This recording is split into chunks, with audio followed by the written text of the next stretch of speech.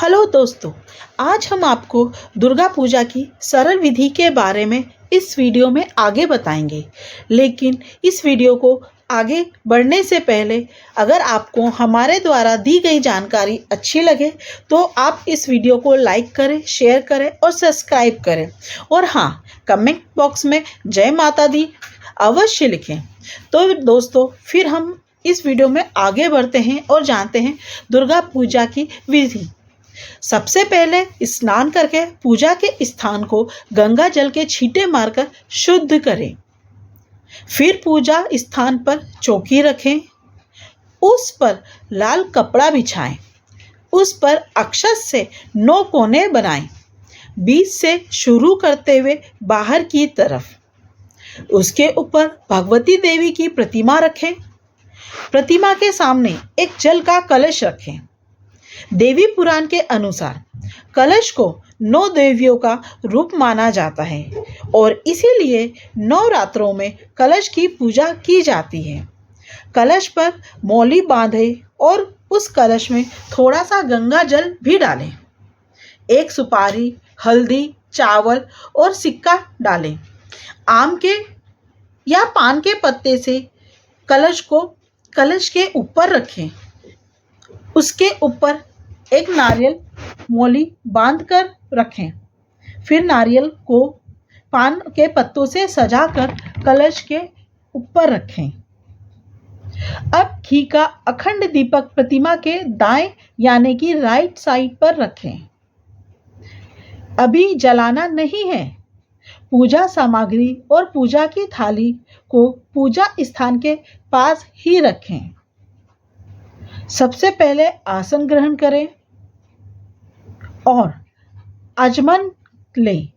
पहले बाएं हाथ से जल लें और दाएं हाथ में डालें। दोनों हाथों को शुद्ध करें और फिर ओम दुर्गा देवियाय नमः बोलकर 3 बार जल ग्रहण करें।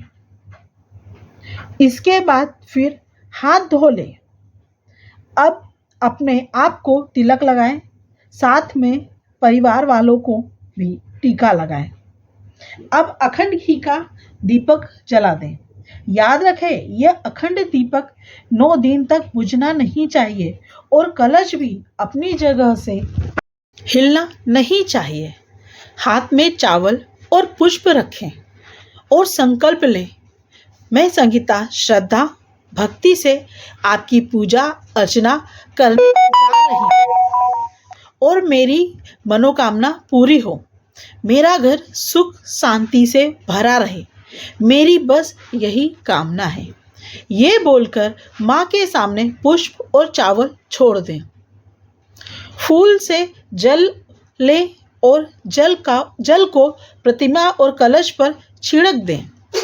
उसके बाद हल्दी कुमकुम से दुर्गा माँ की प्रतिमा पर तिलक करें और कलश पर भी तिलक करें।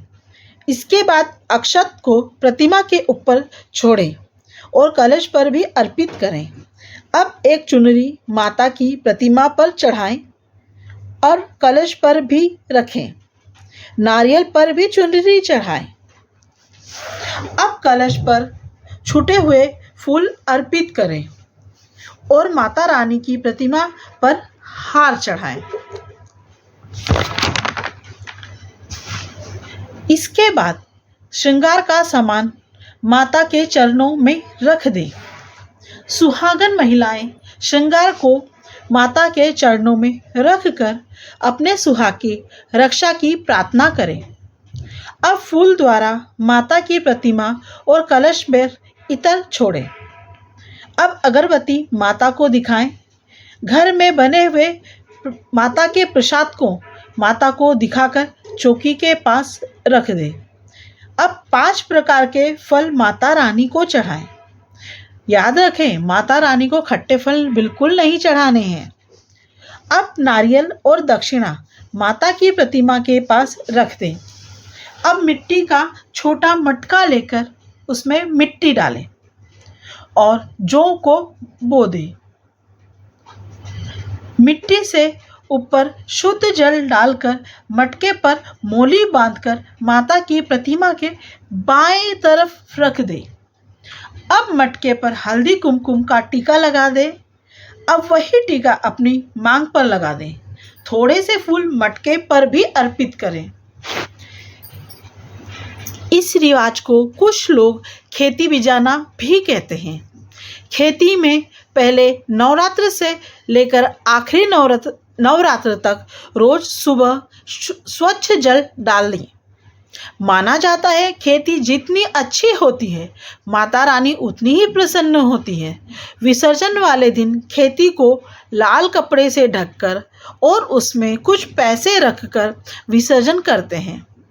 अब दोनों हाथों में अक्षत और फूल लें और हाथ जोड़कर माता से प्रार्थना करें। इस पूजा विधि में जो कोई गलती हो उसके लिए हमें क्षमा करें और माँ दुर्गा देवीयाय नमः का 3 बार उच्चारण करें और अक्षत छोड़ दें। अब जो महिलाएं चाहती हैं वह दुर्गा सप्तशती का पाठ पढ़ें। अब दुर्गा माँ की कपूर और घी का दिया जलाकर आरती करें। अब अपने परिवार को आरती दें और खुद भी आरती लें। आरती की थाली माँ के पास रख दें। 1 चम्मच पानी लेकर आरती के ऊपर से घुमाएं और नीचे की ओर छोड़ दें। अपने परिवार का प्रसाद दें और